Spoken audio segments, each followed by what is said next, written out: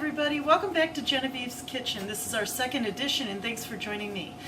Today we're going to cook something non-Italian. Sorry I'm switching gears, but this is something everybody's going to enjoy. I learned how to cook this from my time spent in the Hawaiian Islands. So this recipe is kind of like a classic teriyaki flavoring that you can do homemade, okay?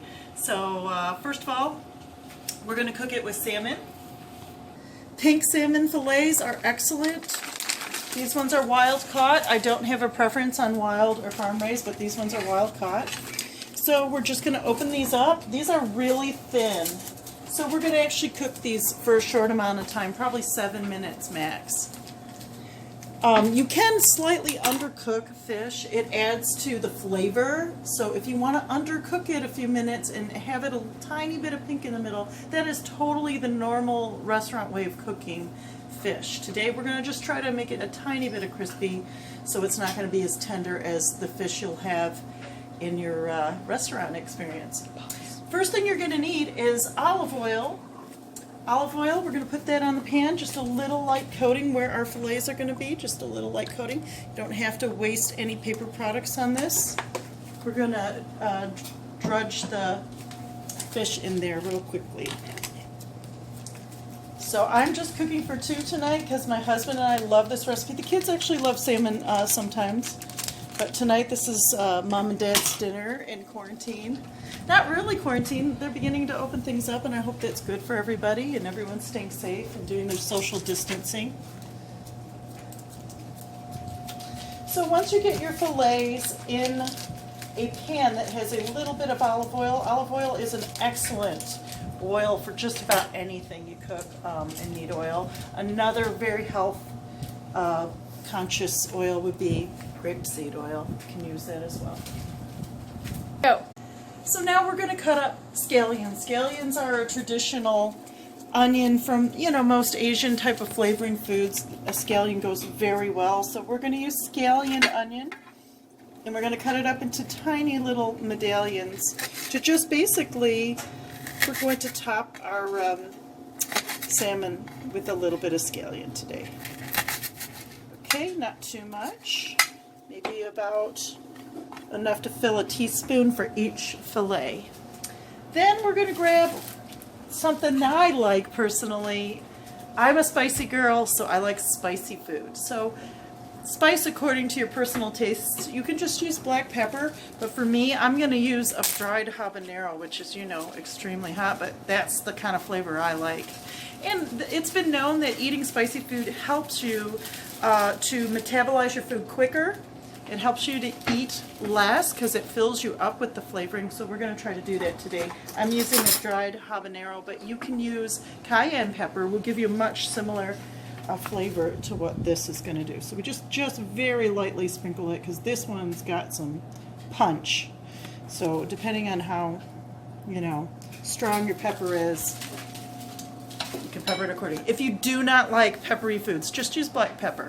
Or just altogether no pepper if you just are not a peppery person.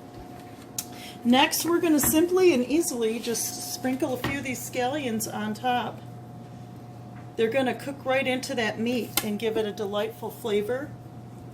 My husband and I are not big onion fans, so I use it for flavoring and then I just take it off before I eat it. So meanwhile, we're cooking our rice. Rice is real easy. Just follow the directions on the back.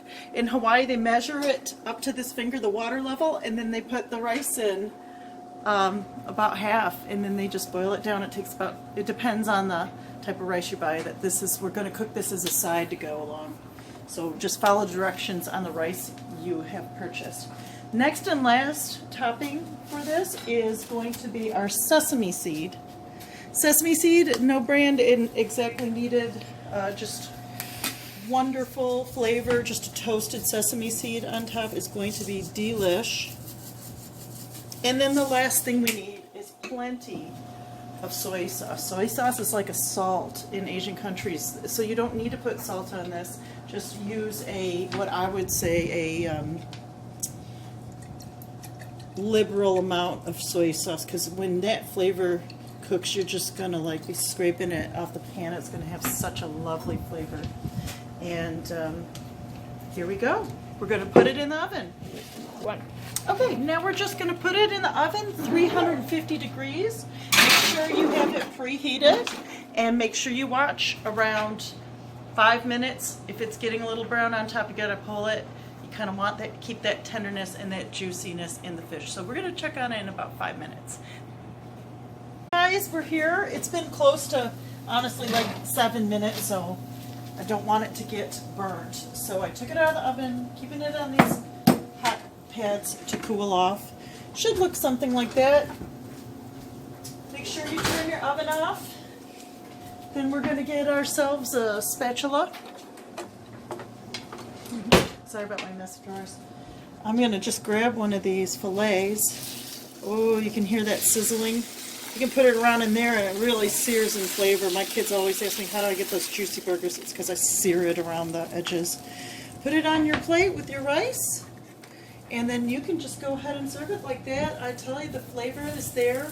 It's going to make your family really happy. It's full of protein, extremely nutritious, low in fat, and all these seasonings and this type of food is going to fill your family up with really nutritional, low-fat dinner. You guys, thanks for joining me, and I'll see you next time. I'll try to upload something in the next few days. I'll try to double up next week to get you 2 new recipes. And thanks for joining me today. See you next time on Genevieve's Kitchen.